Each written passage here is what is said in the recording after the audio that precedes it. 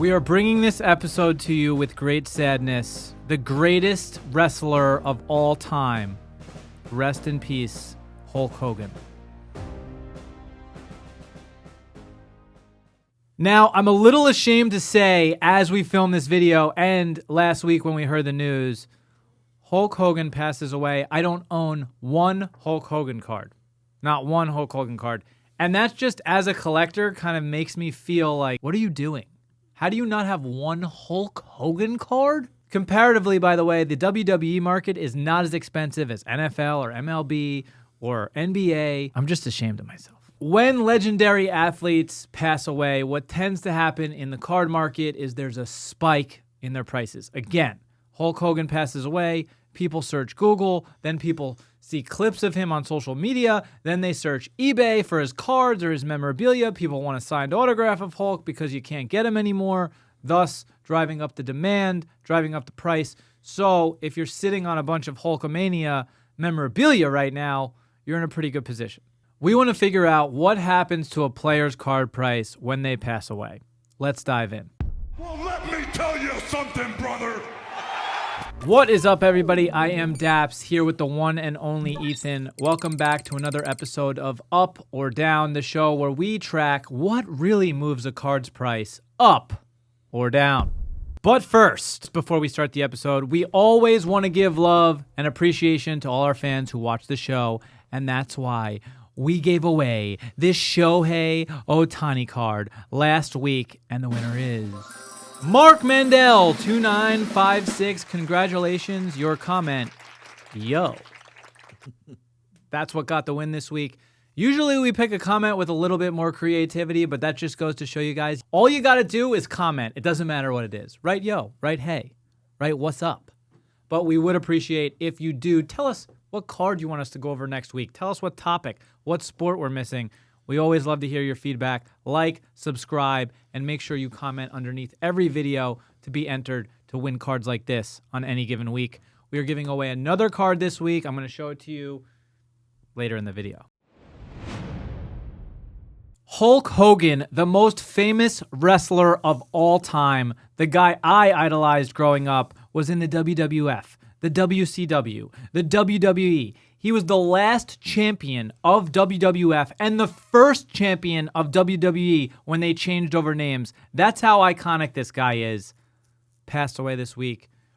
Really, really sad for wrestling fans. Really, really sad for the collecting community. Incredible documentaries that you should definitely watch on Netflix about whether it's Hulk Hogan or Vince McMahon. Really highlight how Hulk Hogan changed the WWF, how he helped create and launch WCW, and then obviously WWE became what it is today. We're all going to miss him. But since his passing, many of his cards have increased in value and sales volume. A month ago, his 1985 Topps WWF PSA 9 with a pop count of 225 was selling for between $400 and $600. One this past week just sold for $1,500. We're talking about a 300% increase in price. Now, Hulk's 1982 rookie card has a PSA population of less than 600, with 0 PSA 10s in existence.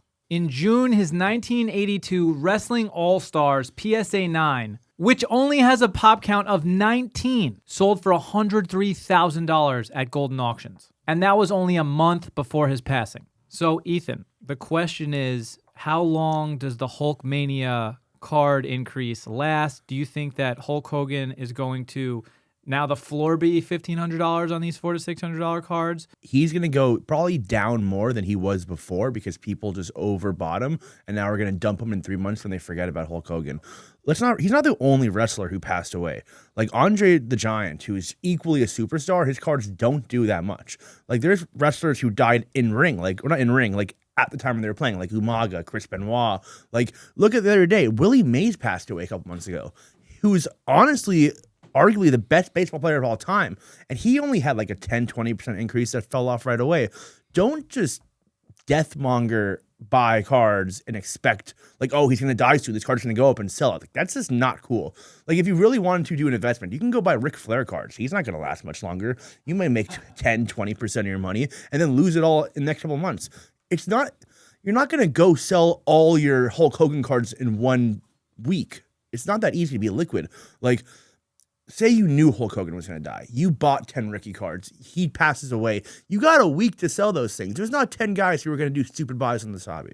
I agree and disagree with you. I will agree with you in terms of you only have a week or two to capitalize. And it's a horrible thing to say, by the way, capitalize on somebody's death. Right? I hate it. I don't support this whatsoever. Number one.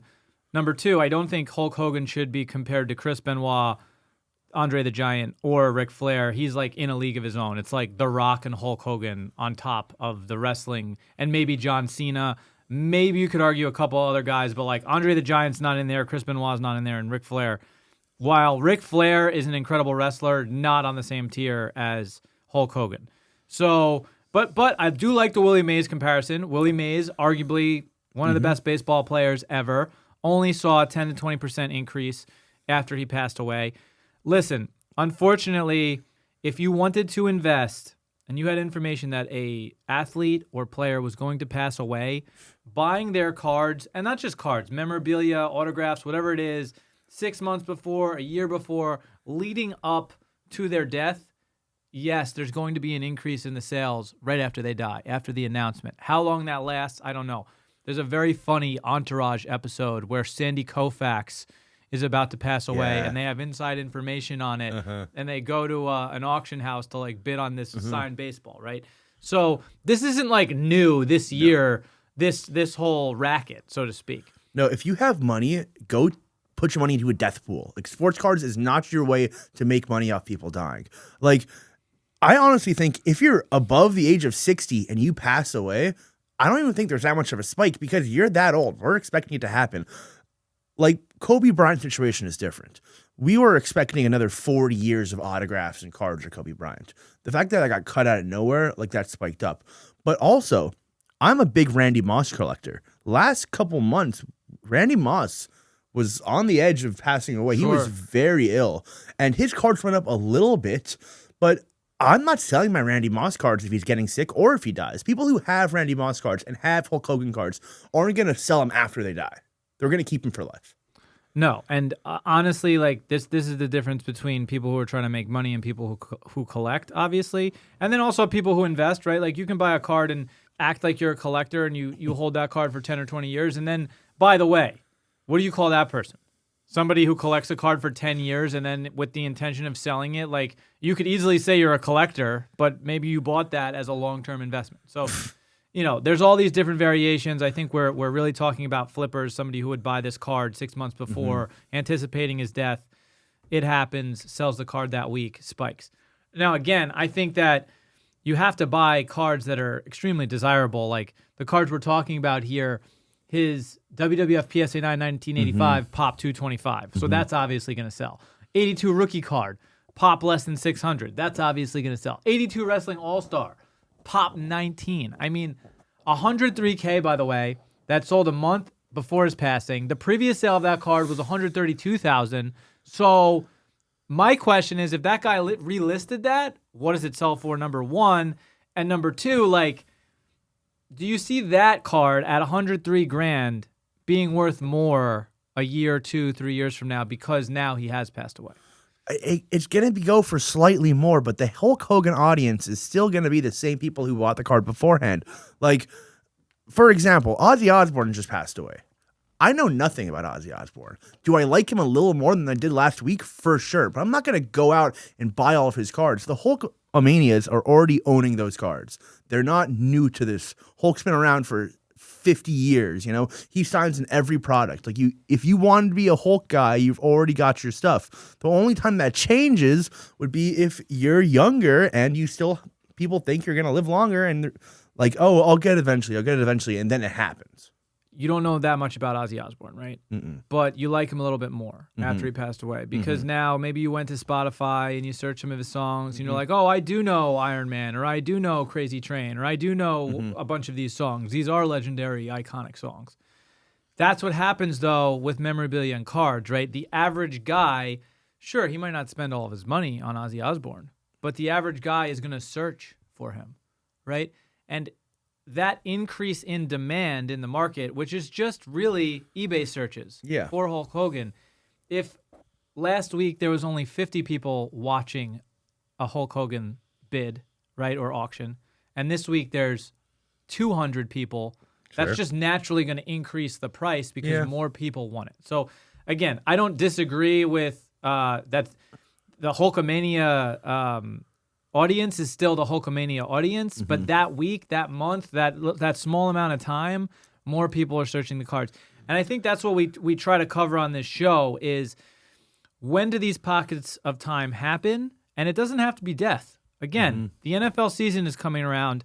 There are going to be 3-4 week pockets of different players during the season where people are like, this guy's winning the MVP. This team's winning the Super Bowl. Like, they're 6-0. Do you know how many teams went 5 or 6-0 in the NFL and didn't win the Super Bowl? A lot. A lot, dude. A lot. But that doesn't change the market's reaction to it and the demand for that particular player. It's all, what have you done for me lately? It's all player performance. In this case with Hulkamania. Listen, if Hulkamania had existed in today's market and Hulk Hogan was 30 years old doing what he did back then right now, like, it's kind of like Logan Paul, right? But way bigger, right? Like, way bigger in the wrestling space. Hulkamania, Hulk Hogan was the equivalent of Shohei Ohtani to baseball to wrestling. Yeah. Right? Like, everybody goes nuts. He's got the highest price card. That was Hulkamania back then. And even The Rock, when The Rock took over in the late 90s, mid-2000s, same thing. Him and Stone Cold Steve Austin would have had that insane Shohei Ohtani, Aaron Judge type pricing. But look at Ohtani and Judge. Even Ohtani is like 3-4x the price of Judge. Why is that? Why is that, is your question? I mean, because he's playing on both sides of the ball. He's a better player. He's not just a Yankees merchant who's in the limelight because he's on one specific team. He's actually a very good player. So, sure, he plays both sides of the ball, but not all the time. Very kind of like few and far between, right? Like, this is the first time he's pitched in 18 months, 2 years. This isn't the first time this has happened where he took a year off from pitching, right? So, like, what he does is obviously incredible. But to say he plays both sides of the ball, like, he didn't play both sides of the ball last year, and this year he's pitching 3 innings 6 months into the season at a time. So, like, in the playoffs, it might be the most insane thing you ever see where he comes in and is, like, locking down batters, striking them out, hitting home runs. That'll be, like, one of the most insane things we've ever seen in our lifetime. But as far as the two players, Judge and Ohtani either both have 3 MVPs or Judge has 2 and Ohtani has 3, and Ohtani has a championship. So, like, if Judge won a championship, I guess my question is, does that justify a 4x in price? I mean, we have documented seasons of Ohtani pitching very well and hitting very well, plus the fact that he's just such a influential figure in the market. I mean, bringing, like, the Asian community, bringing the whole Los Angeles community. Like, Judge, the only thing going for Judge is the fact that he plays for the Yankees. His stats aren't even marginally close to how impressive Ohtani's are, and the age difference kind of shows it. Yeah, so going back to Hulk and his passing, and I know you brought up Kobe. Kobe's 96 Topps Chrome rookie refractor was selling for around $16,000 right before he passed away. He passes away, the card doubles. Right now, that card is floating around $100,000. Now, listen, this is not going to be true of every guy who passes away, right? But Kobe Bryant, like you said, very unexpected, very untimely, one of the greatest players ever. This is a similar situation that we're going to see with Hulkamania. Now, the question also is that Kobe kind of went down in the middle of the sports card bubble too, right? So if Kobe's card price goes from 16 to 30, and then now it's at 100, can Hulk Hogan follow a similar trajectory to that? Right? I don't think it's going to be parallel, but I would not be surprised if that $100,000 card that we just saw is now 150 or 200 for the rest of the time. I just think that Hulk Hogan passed away at 75. Kobe was only 40 years old when he passed away. He's already done and made so many cards. And also, like, you look into Hulk Hogan, you might not find a bunch of things you like. It's a different period. Like, we're going to bring up a bunch of people who passes away and how they have one big sale. It's not like they've had a dozen of these big sales. It was one guy got lucky because he passed away. It's not going to change the market. Well, the question is, does it change the market long term? So, like, Ricky Henderson passed away last year too. He's got a pop count of 2,300 on his rookie card, but they doubled that week, right? Now they might come back down to earth. Same thing with Hank Aaron though in 2021. He passed away. His cards doubled. So again, this isn't really about theorizing how much they're going to stay up long term. It's about there is going to be a point in time, a pocket of time after somebody passes away, an athlete, where like your cards are going to double in price. And if you told anybody with significant amount of money, right? Oh, you can double your money in 6 months. But it's not like he can liquidate that card. He could be one of the guys who got lucky and have those sales, but they're not all gonna. You're not gonna clear your $1 million collection of a guy who passed away in a week. It's just not gonna happen. I agree, unless you have one elite card. Yeah. Right? Like, if you have a $100,000 card of some guy and it doubles after he passes flashing away. it into an auction house for that day, like, I don't think. Sure. Not I don't easy think to that's do. cool. I don't think that's cool. I don't think it's cool, but I don't think we should be acting like it doesn't happen. You know what I mean? And the other thing is, okay, another scenario is you have, let's say, $10,000 cards of a guy, which you might be right. Back then, Hank Aaron, I don't know how many there are. You can list those 10 eBay listings, 7-day auction the day he passes away. Like, if they're double in price, like they're double in price. Just throw some money on a death pool. I mean, just go full out if you're going to do that. Why are you going to get sports cards involved in that? Like, why don't you We should go through the eBay listings of the guys who have sold these cards for double and message them and be like, hey, why don't you just invest in a death pool? How long have you actually had these cards? Were you just scouting, like, people's, like, medical charts and being like, yo, he's gone soon. I'm going to invest in that guy. What was the character from Entourage? He had a lisp, and he was like, Sandy Koufax. It was Drama's cousin, right? Turtle's cousin? Yeah, it was Turtle's cousin. Yeah. But then he had this guilt about it because he was like, I can't make money off Sandy. I can't make. we got to get there. Is Sandy Koufax still alive? No. Okay. Oh. I am still alive. All right, enough of the gloom and doom and all this death. Let's go over to our favorite segment. Ethan, what are you buying this week? All right, so now getting to the death of our bank accounts. We are looking at alt this week, which during Nationals week, a lot of big cards don't end because everyone's going to be at the show, so no one's going to be buying online. So not a lot to work with this week. We're looking at a really cool colorway. We're looking at the Prism Rookie Caitlin Clark Cherry Blossom /20. And when this came out in Choice a year ago with Wemby, I thought, like, it's cool looking, but I mean, what real collector's going to want a pink card? But now it's on Caitlin Clark, whose biggest buyers, I assume, are women. This is a great-looking card with a pink backdrop. Like, I can see any little girl wanting this card if this is your favorite player. Out of 20, super rare. It's just I'm not a Caitlin Clark buyer, but this is a card I'd buy. I think Cherry Blossom is awesome just as is for football. I think it looks even better with a WNBA card. Even better with an Angel Reese or a Caitlin Clark. $3,000, 6 bids. I don't know how much time we have left on this. Was Cherry Blossom specific to photo and only WNBA? No, it's just Choice. It was just Choice. But in Prism for WNBA, I think it's hobby. But it says photo on this. Oh, so it might be photo. They might have changed it up. Yeah, right. It could be a. But also, by the way, like WNBA products have rules of their own, and they don't follow anything that's been traditional. So like, I'm trying to keep up with the Joneses, so to speak. But again, Caitlin Clark, 24 Prism. But Caitlin Clark is not even playing that well right now. Like, I don't know what the market does in terms of, because again, a lot of these products are coming out right now, so you're not going to see their true value for 6 months or 12 months. But there's going to be a time where Caitlin Clark dominates and starts winning championships. That's happening. Is that a year away, 3 years away, 5 years away? I don't know, but we're talking about the queen here. She just had a logo man sell for $666,000. Have I watched a women's basketball game before? No. Have I checked her stats? No. But do I know she sells for a lot of money? Yep. And out of 20 rookie for a card. Also, it's a PSA 9. Her Prisms were terribly printed this year. So PSA 9 is a very fine grade. I think this card is criminally cheap at $3K. It'll more than likely double this. So here's my opinion on this card. I don't think you're wrong in terms of it being cheap. For me personally, Cherry Blossom, I like it, right? But to find a buyer for this card, dude, people are buying like sneaker spotlight royalty garbage. Like, this is actually a hard card to get. I get it. I'm just saying, like, I would much rather pay up for like an iconic, like a gold Prism.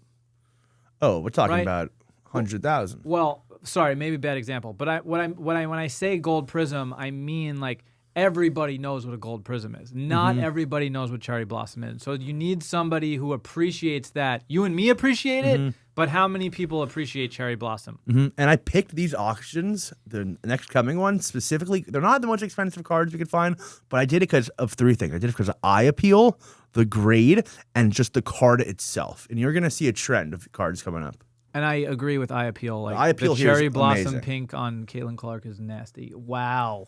Okay, this is not part of the three things I just named. I only added this because it's going to be an educational piece. Trey Young White Sparkle PSA 10. You cannot buy a Trey Young on eBay.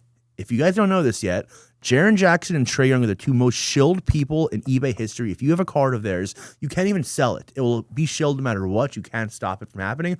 So a lot of these Trey Young sales, there's not much data you can go off of. This is what Lamim James posts about all the time, right? Oh, I assume so. It's. I once put a Trey Young card on DC Sports, a consignment site, and it sold 8 times, never paid, and they sent it back to me. So I think the reason that's happening is that as it's been explained to me, and it's some group out of like Vietnam or it's just some crazy Discord overseas country.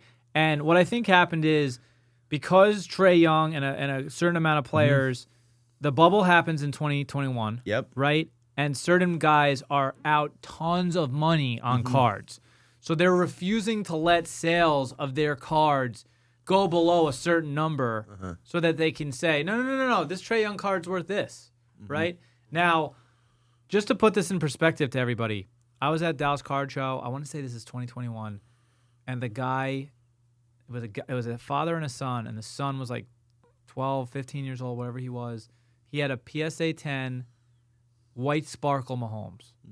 And I think he was trying to sell it for $100K at the time, right? Now, Trey Young right now, this is at $1,500, which is absolutely insane how low this is to me, right? Trey Young, $1,500 price.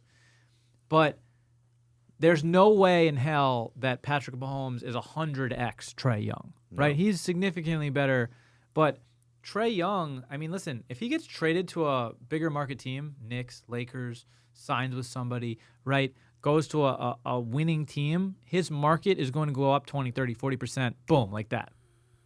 Yes, I have a slightly different take. I think that you can only buy Trey Young on auction houses because it's protected. You're not going to get shilled on this.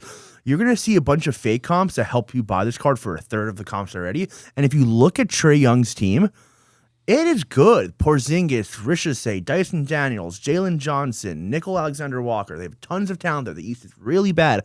Listen, I was right on T-Law. I've been right on Paulo. All these markets that I'm saying they're tiny and will explode are exploding. You can go watch Nationals. You're going to see a lot of those two guys. Trey Young's, you can buy this card for cheap, and if he ends up being good next year and the Hawks are making the playoffs, they're going to show the card for you. You know, you don't even have to buy more or test the market. The market will always be high on this. So buy on an auction house, and then when you're ready to sell, you can be like, last sale on eBay is this, last sale on eBay is this. It might not be a real sale, but hey, if Trey Young's balling, no one's going to complain. No one's going to complain if Trey Young is balling. But also, he could be balling on the Hawks, and still his price goes nowhere. Well, yes, but the prices will still go up because they're faking them. Correct. Next card. This is gorgeous, and I love this buy.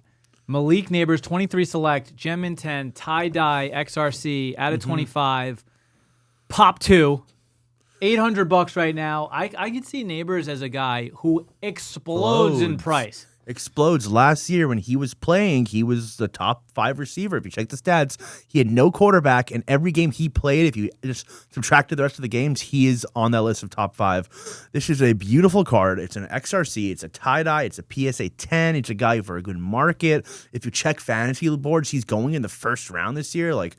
He was close to it last year. He was second, third round. New York market also is not going to hurt. Great market. Do you know who has the Prism Finite? Of this? And do you have any idea what it's worth? Okay, so Fracture Element had the black Prism Finite and put it on alt, and it did like $20K and a 9.5, and then I don't know who has it now. That might be a card I want to buy at the National if it's around. It's around. It's floating. Once a card hits auction once, none of the big collectors want it anymore, so they'll be bouncing off. Sure. Yeah. I can find you the Marvin. I know where the Marvin is. I know where the Brian Thomas is. I can find you the Neighbors. Yeah, I want the neighbors. Listen, he's the only player in the Giants who's you can even think about buying. Well, I'm kicking myself for there was a gold prism Jamar, there was the black finite Jefferson, and the Jefferson was like $7K. I was literally looking at it and I'm like, I would buy that for $7K, and it just sold for $50. It's a 5X in like 6 months, and it's like those are the internal things you just know, like Justin Jefferson, Jamar Chase, CeeDee Lamb. Like these are guys who everybody can have an off year. When you buy cards on those types of players who have an off year, that's where you stand to make the most money, especially on something that's low pop or a 1-of-1 finite black or a gold prism like we talked about, or out of 99 RPANT, right? So imagine what happens if Russell Wilson goes down, Jameis Winston comes in, and they're down 30 every game. He's just slanging the rock 50 yards to Malik Neighbors, who's, if you put him side by side with all those receivers you just named, he's on the same he echelon. did pretty well with Daniel Jones. Exactly. So. What's the next card we got? Wow, the Kurtz boy. Arguably the greatest game in baseball history last week. 6 for 6. I think he had 6 runs, 8 RBIs, 4 home runs, 19 total bases. There was one other guy, Sean Green, who played for the Dodgers, who he tied 19 total bases legend. in like 03, 04. But they're saying this might be the greatest single game in MLB history. And he's 22 years old in his first 4 months of baseball. And he's like the 5th best batter on their team right now. I own a orange wave, a true blue, an aqua wave. I have tons of Nick Kurtz. And it wasn't really a secret. Everyone thought he was good, but he doesn't sell for Jacob Wilson and PCA prices. And those are because people don't watch baseball. Look at this kid. He's 6'6", 250. Swings. Dude, he is an absolute monster. I don't like buying the hype, but this guy might be playing for 20 years and be the first ballot Hall of Famer one day. I don't think PCA, I don't think all these young guys everyone's talking about, Roman Anthony, are on the level of I'm going to put Kurtz. you onto some game right now. If you or anyone watching this is a Kurtz guy, practice some patience. Wait till the season ends. The Oakland A's, or wherever they play now, are not going to win anything in the playoffs. No. Right? Everyone's going to forget about Kurtz in October, November. Buy him up. Spend as much as you want on him. You believe that. He's going to play for 20 years. I don't disagree. But do not buy the hype, number one. The only way I would agree with you to buy the hype is if I believe the Athletics could make a playoff run, which I don't think. Well, they're making a small playoff run right now. They might be a wild card to either gets knocked out first round. But my main thing with Nick Kurtz is he has 23 home runs, missed 2 months of the season already, and might finish the season with 40 home runs. But he also has Soderstrom on his team. He has a great team. Jacob Wilson, Lawrence Butler, Mason Miller. It's hard to shine on a team like that, right? Now, also, though, you pick up some Kurtz in the offseason, and then the Yankees or the Dodgers or the Mets or whoever, I want Kurtz, right? The A's, that's what they do. They let players go. They have an incredible farm team, and then they just screw everything up. You can't let this guy go. Oh, they will. Nick Kurtz. There's no way they're keeping Soderstrom, Kurtz, and Wilson.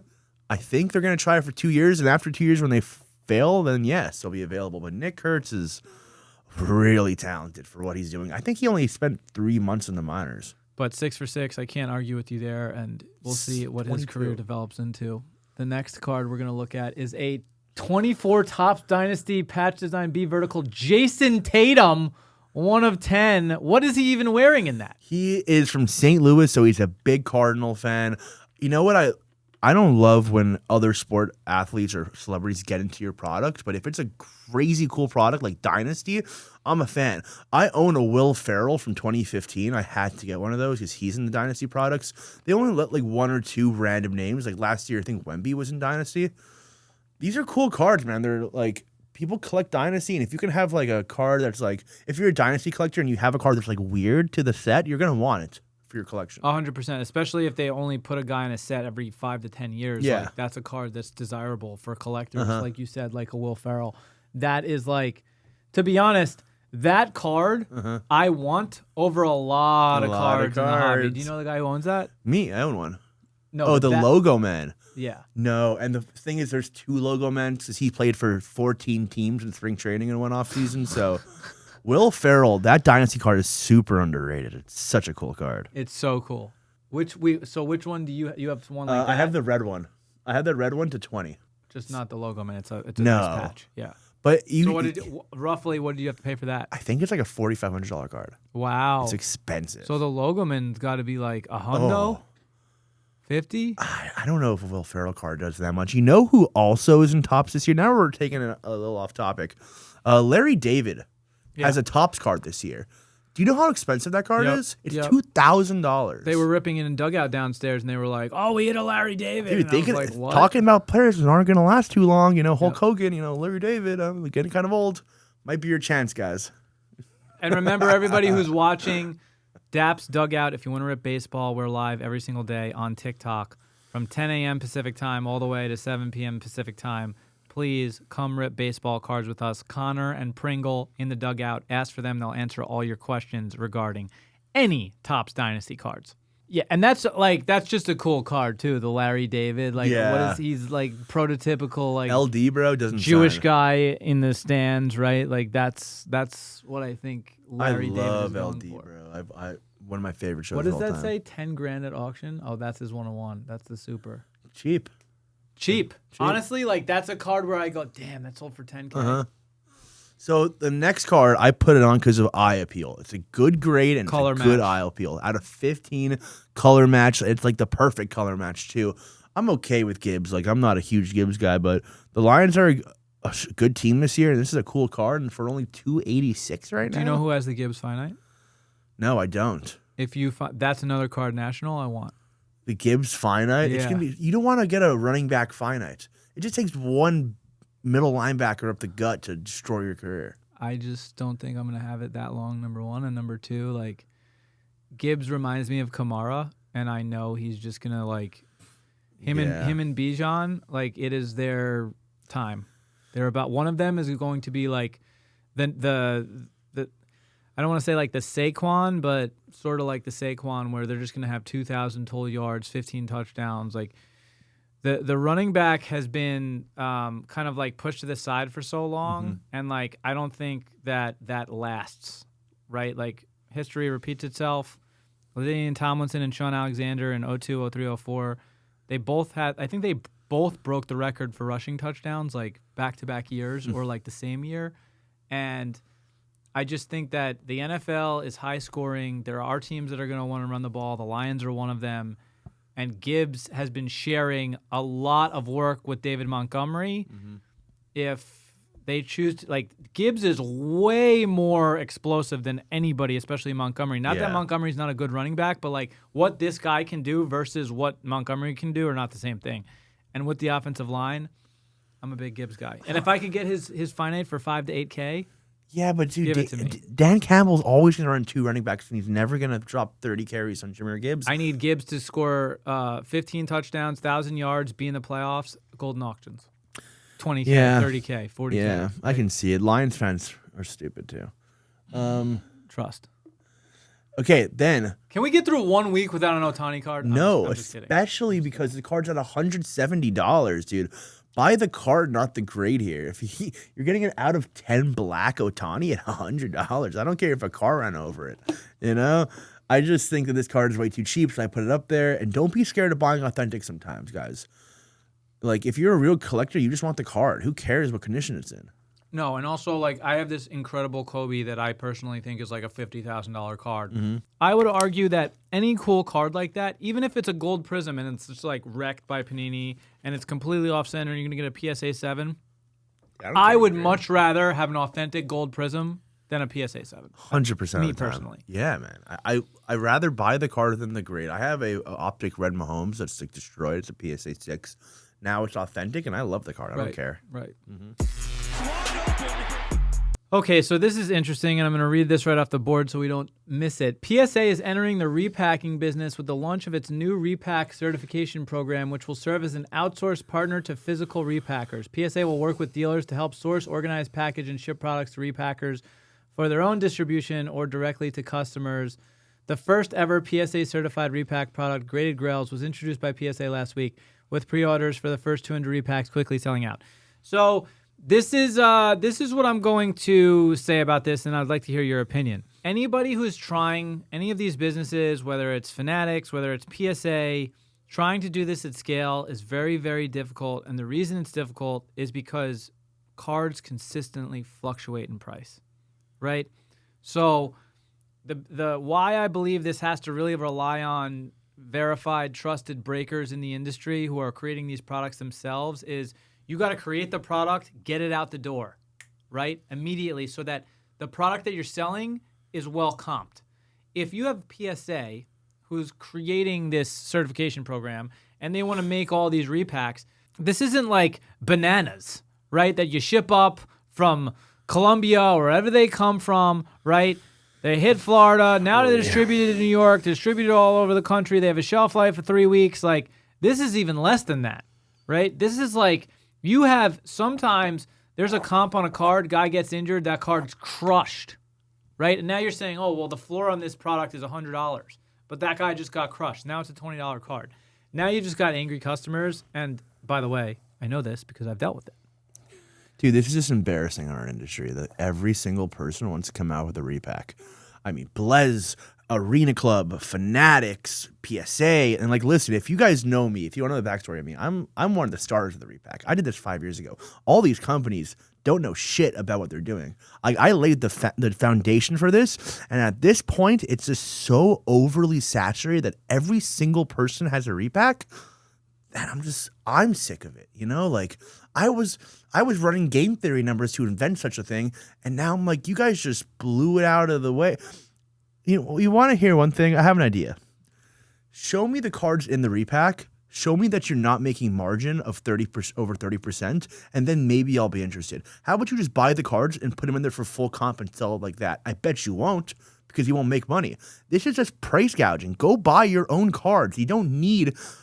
These companies are run by preteens who know nothing about cards. They're hiring them for cheap labor, and they're making a repack based on numbers that they don't even understand. They're arbitrary values. These cards aren't finite priced things. Like, I'm just sick of the fact that now there's 100 different repacks. So what do you think? The appropriate number marked up is around 30%, but anything over that is too much. I think at this point where everybody's doing it, they're going to keep lowering it and lowering it and lowering it, and then the margins are going to be like 5-10%, and then repacks, no one's going to buy them anymore. I think the more repacks, the less buyers are going to be. It was cool to go into Backyard and Bleacher back in the day and have their like big repack of the week. They scheduled it out. You knew when it was coming, and you did it once a week. But I can just sit on my phone 24/7 and go on Arena Club and buy packs all day long. Like, that shit is just sad, bro. Go on eBay, go to a card show, go buy the cards, go rip some packs. Like, just gambling, bro. Why are we supporting gambling? Yeah, well, I mean, listen, I think that I understand what you're saying, but I also think that, like, ripping packs brand new from Dappz or Panini is gambling, too, like, by the same metric, right? For like, sure. So... this is where people try to act like repacks are bad or this is bad. Listen, I'll explain. I'll make a case for both, right? Of course, you want to rip a fresh new case of Prism Football 2025 with the opportunity to hit a Black Finite, and you bought the Browns for $500 or $1,000, and you hit the 101, and you just made 10x on your money. Now, I've also ripped case breaks, though, where, like, you get cooked. Nobody hits. The whole break is angry. Every one of your customers is pissed. The energy, the breaker gets sucked into it. They're negative. I'm sorry, guys. Then you're like, oh, let me throw something in to make this better. So now you're losing money, losing energy, have to throw stuff back to the chat when you could have put 20 repacks in, right? And guaranteed, hey, there's one $1,000 card in here. There's 3 $500 cards in here, and the rest are $80, whatever the numbers are, right? At least I can guarantee that 4 of my 30 customers are going to hit something with some type of value. So that's where I think repacks can be used in the right way. But I think that you're right. When you have preteens and you have people who don't know what they're doing or are just trying to make money and they don't care about their customers, yes, you are correct.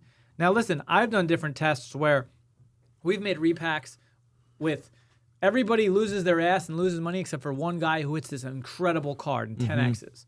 Chat hates that. Everybody feels like they got ripped off.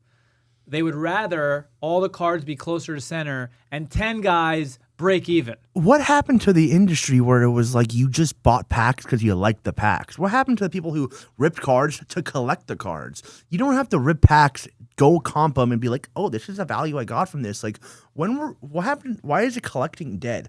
Repacks aren't for collectors, they're for gamblers. When you open packs, you're hunting something you want to keep. You're not hunting something in a repack. It was already hit and graded for. That's the difference between breaking and this repack stuff. It's just, at this point, it's gimmicky. It's promoting like a slot machines. It's like it definitely. Well, these digital packs 100% have a slot machine feel. Yeah. And what I tell people too is, there's blackjack, there's roulette, there's slots, and like there's a different game for everybody at the casino, right? And when you're talking about ripping cases open, you're talking about ripping boxes or packs open, you're talking about opening repacks. Like, those are different games for different people, so to speak. Now, listen, the thing is that it depends what the goal of whoever's opening the product is, right? So, like, what I mean by that is, if you're a Jaden Daniels guy, right, and you only want Jaden Daniels cards and you're buying Prism, I would tell every single collector, do not buy Prism hobby boxes, buy the Commanders in every break. Because if you're going to spend $12K on a case to hit a Jaden Daniels card, why wouldn't you just spend $12K on Commanders across 5 cases of Prism, right? You're just increasing the chances of you hitting a big Jaden Daniels card by spending the same amount of money. Now, if you like to collect and open the packs and you're not necessarily looking for Jaden, you'll hit Caleb, you'll hit whoever, sure, buy a case. And when I say a case, listen, I'm aware, everybody, that not everybody has enough money to buy a case of Prism. But apply the same rules to a box, to a pack, whatever it is, right? It just depends, what are your goals? And when you tell me, oh, well, this is repack is just for gamblers, the only thing I would say to that is, the way repacks have to be done to be right in the hobby is there has to be a checklist with every single card in it. Now, if you're buying into that repack product and there's a CJ Gold Kaboom, at least you could buy the Texans inconsistent repack breaks from a company and be like, listen, I'm taking a chance on getting the CJ Stroud Gold Kaboom that's worth $10K for $500.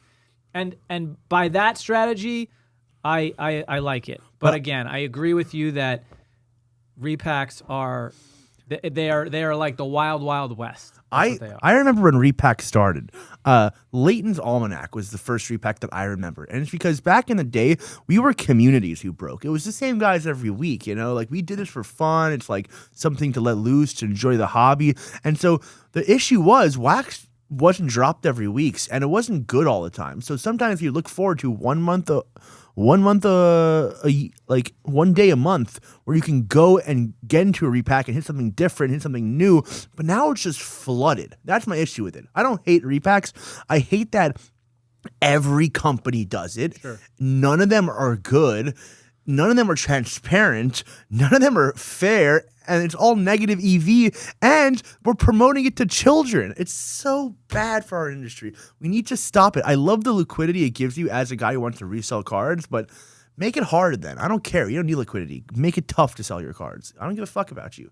Keep your cards.